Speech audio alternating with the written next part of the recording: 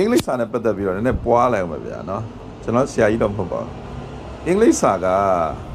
ဥပမာတချို့လူတွေကဟာကျွန်တော်ဗျာနားတော့နားလဲတယ်ဒါပေမဲ့ပြန်မပြောတတ်ဘူးပေါ့နော်ဒါတွေပြောမှမသိဘူးပေါ့အဲ့ဒါမျိုးဆိုရင်အဲ့ဒါဘာများများလုပ်ရမလဲဆိုတော့များများနားထောင်ရမှာဗျာနားထောင်ပြီးတော့ like ပြောရမှာပေါ့နော်နောက်ပြီးတော့ဟိုအင်္ဂလိပ်စာအုပ်တွေဖတ်မယ်သတင်းစာတွေဖတ်မယ်မဂ္ဂဇင်းတွေဖတ်မယ် online မှာ whatever ပေါ့လေဖတ်မယ်ဆိုရင်အတန်ထုတ်ဖတ်ဗျဒီလားကျွန်တော်တို့ငယ်ငယ်တော့ဆိုရင်အဲ the new light of Myanmar တို့ဘာလို့လဲမှာဘာတွေပါလဲဆိုတော့ကျွန်တော်ဖတ်တတ်တဲ့ဟာဘာတွေပါလဲဆိုတော့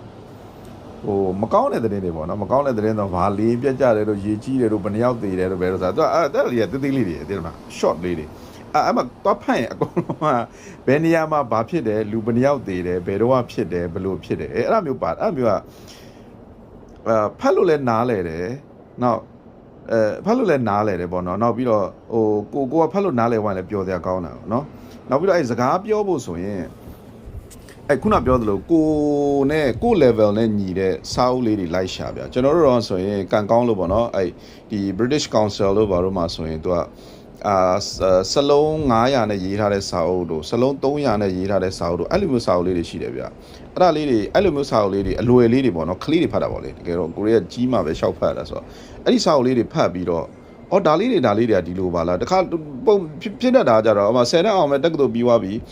အဲ့ရေးထားတဲ့စာတွေဖတ်လိုက်ရင်စလုံးတွေတော့နားလဲတယ်ဒါပေမဲ့ဘာတွေရေးထားမှမသိဘူးဖတ်သွားတယ်အတန်တော့ထွက်နေတာပဲဘာတွေမှမသိဘူးအဲ့လိုမျိုးဖြစ်မှာဆိုတော့ကိုနဲ့ level ညီတဲ့စာအုပ်လေးတွေအရင်စပြီးဖတ်ပါပြီးတော့မှတစ်စင်ချင်းတိုးသွားပါနော်နောက်ပြီးတော့အဲ့စာအုပ်တွေဖတ်ရင်အတန်ထုတ်ပြီးဖတ်ပါအတန်ထုတ်ပြီးဖတ်ရင်ကိုရဲ့ပါဇက်ကပြောတဲ့အတန်နားတဲ့ဝင်သွားရင်နားထောင်တဲ့ listening skill ကလည်းကောင်းလာတော့ဗောနော်စကားပါဇက်ကပြောတဲ့အတွက်ပါဇက်ကပြောရဲသွားတာဗောနော်နောက်ပြီးတော့နောက်တစ်ချက်အဲ့အင်္ဂလိပ်စာလေးလာတဲ့လူတွေရုန်းကန်ရတာကဘာလဲဆိုတော့ဥပမာကိုဗမာလိုပြောရင်အခုလိုဗောနော်ဗမာလိုပြောရင်ဟို natural ပေါ့နော်ဘာမှmy name is အဲ့လိုမျိုးဟိုအားထုတ်ပြီးပြောတချို့မြင်မှုမှာပေါ့နော်စကားအင်္ဂလိပ်စကားပြောရမယ်ဆိုအရန်အားတွေထုတ်ပြီးပြောနေရတာအဲ့အားထုတ်ပြီးပြောတဲ့ဟာကိုနည်းနည်းလေး short လိုက်နည်းနည်းလေး short ပြီးတော့ဥပမာဟိုကိုရဲ့ကိုငါပြောနေတဲ့တုံးကအရင်မြင့်နေလားအရင်အားဆိုင်နေလားစိတ်ပူနေလားအဲ့လိုမျိုးဆိုရင်နည်းနည်းလေး short ချလိုက် short ချပြီးတော့အခုကိုပုံမှန်ပြောနေကြစကားလေတန် tone ပေါ့လေအဲ့ level လောက်ကိုဆင်းပြီးတော့ပြောပါအဲ့လိုသတိထားပေးနိုင်ရင်ကိုယ့်ရဲ့အင်္ဂလိပ်စာnatural ဖြစ်သွားမှာပေါ့နော်အဲ့ဒါမျိုးပေါ့ခုနနောက်ပြီးတော့အတန်တော့ကနည်းနည်းဟိုဘယ်လိုပြောရမလဲဒါကတော့ဟို hot topic ပေါ့နော်ဘာဖြစ်လို့လဲဆိုတော့ကိုကအာရှမှာမွေးအာရှမှာကြီးပြီးတော့ထွက်လာတဲ့အတန်ဘလို့မှဗျာ American British Australian အဲ့ဒီအတန်တော့ကဘလို့မှမရဘူးဗျာသိတယ်မလားဒါအဲ့တော့ကိုအတန်တော့ကအနည်းဆုံးတော့ neutral ဖြစ်နေရင်ကိုမစိုးဘူးပေါ့နော်ဥပမာနောက်ပြီးတော့ဥပမာစာထဲမှာရေးထားတာ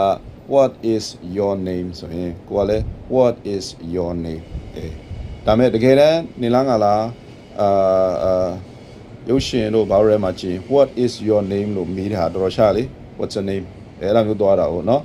what are you doing ဆိုရေးထားတာ what are you doing လို့ရေးထားတာတော့အပြင်မှာလည်းသွားပြီးတော့ what are you doing ဆိုရင်နားလေကြမှာပေါ့နော်အတန်ကြီးကနည်းနည်း odd ဖြစ်နေမှာပေါ့နော်ပုံမှန်သူတို့လေတန်းနဲ့သွားမယ်ဆို what are you doing အဲ့လောက်မြန်တယ်ပေါ့အဲ့လောက်လည်းမြန်ကြမလို့ပေါ့လေဒါပေမဲ့ဆိုလိုတာကြတော့ကိုကစာအုပ်ထဲကအတန်တော့ကိုပဲမကြီးနဲ့လို့ပြောတာအဲ့တော့ကိုတချင်းနာထောင်တာပဲဖြစ်ဖြစ်ရုပ်ရှင်ကြည့်တာပဲဖြစ်ဖြစ်အဲ့ဒါမျိုးတွေတဲ့အတန်တော့တွေကြာရင်ရအောင်လိုက်ပြီးတော့လိုက်ပြောပါမကြောက်ပါနဲ့เนาะအဲ့လိုနီးနဲ့အင်္ဂလိပ်စကားပို့ပြီးတော့တိုးတက်လာမယ်ဥပမာကလေးတွေကြည့်လေเนาะကလေးတွေဆိုတော့သူတို့2နှစ်ခွဲ2နှစ်လောက်ဆိုသူတို့ကပြောနေပြီသူတို့က ABCD လည်းမသိဘူးကာကြီးခါခွေးလည်းမသိဘူး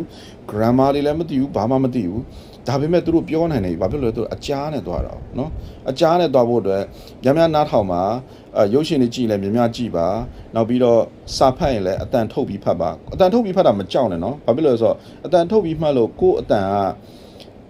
အတွက်တွေကမှားနေတယ်ဆိုရင်တိတဲ့လူကပြင်ပေးသွားလိမ့်မယ်အဲ့နီးနဲ့သွားလို့ရတယ်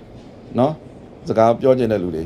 အဲ့ဒါကြောင့်ဒါလေးကအသုံးဝင်မဲ့ထင်လို့ share ပေးတာပါအားလုံးကျေးဇူးတင်ပါတယ်တဒါ